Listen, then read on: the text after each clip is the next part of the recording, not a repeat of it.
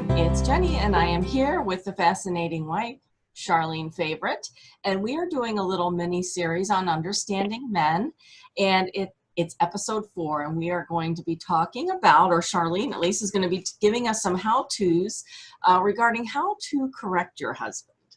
Yes. Touchy subject. Yes. I'm so ready for this subject, even though it is rather controversial compared to the last topics that I've been covering in the miniseries. So this is about how to correct your husband.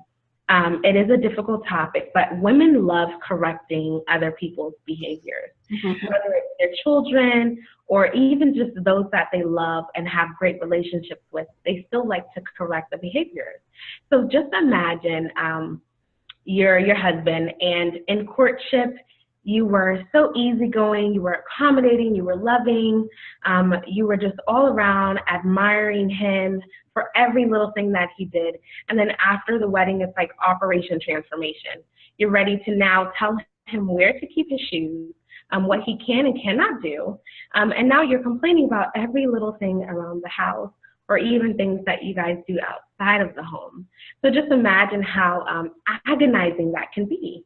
Right. So he thinks that he's getting a new cook. He thinks that he's getting this enthusiastic sex partner, but instead he's getting a wife that is complaining or usually hidden behind the words of correcting his behavior.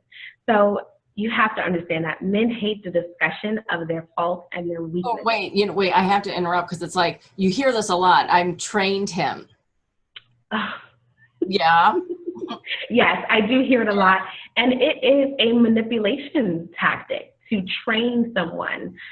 It is sheer manipulation, and we want our husband's affection. We don't want to push him away into the arms of working excessively or into drinking or any other issues that arise in usually marriages all over. So we don't want to do that. Men hate the discussion of their faults and their weaknesses, and they hate it, especially being in the forefront of their faith. And so, yes, this is in a way egotistical that people like to explain it, but this is just how men are wired, and we have to understand how they're wired in order to be the wives that we are called to be. Because you have to remember, this is a person that you love. You love this man, and this is somebody that you were given to love. So we have to keep that in mind when we're trying to correct his behaviors. So here's a little thing I like to say. Pick out 5 to 8 things that you absolutely want him to do, and then you can ask him for those things. So if we go back to the love deposit, you want to make sure that you are depositing 67 positive before you start depositing that negative. Right. So there's no scientific number to it, but this is just to explain that you want to have a bunch of positives before you have anything negative to say to your husband. Okay. Correction is agonizing to a man, and you can only rarely. That's okay. You can only rarely correct his behavior. I know it sounds a little strange, but they don't want to hear it. If you try to correct his behavior constantly, he is going to retreat back to himself and not be able to open up to you. And then everything we've been talking about in this mini-series is voided. So I'm going to talk about one of the strategies in order to correct your husband. I'll say correct your husband. Okay. The other strategies will be talked about in my classes, and you can visit The Fascinating Wife for more information. I do want to say, do not correct your husband when you are angry or upset, not even in the slightest. You want to wait till you calm down thoroughly before you say anything that you're going to regret or have to take back later. You don't want to have signs of a loose mouth, a person who is just saying anything that they want and not thinking about it later.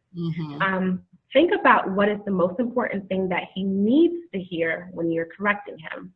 One of the strategies that I absolutely love, because I do it for myself, is to don't correct him at all.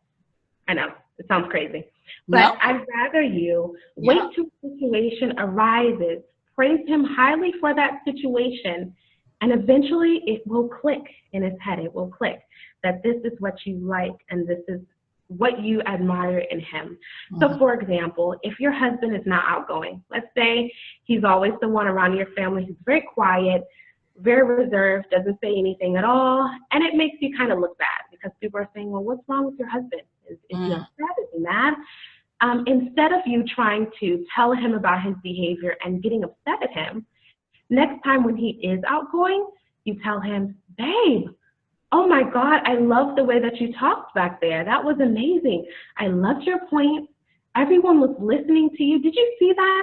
You were the man of the room. And now he's going to say, oh, yeah, she likes that.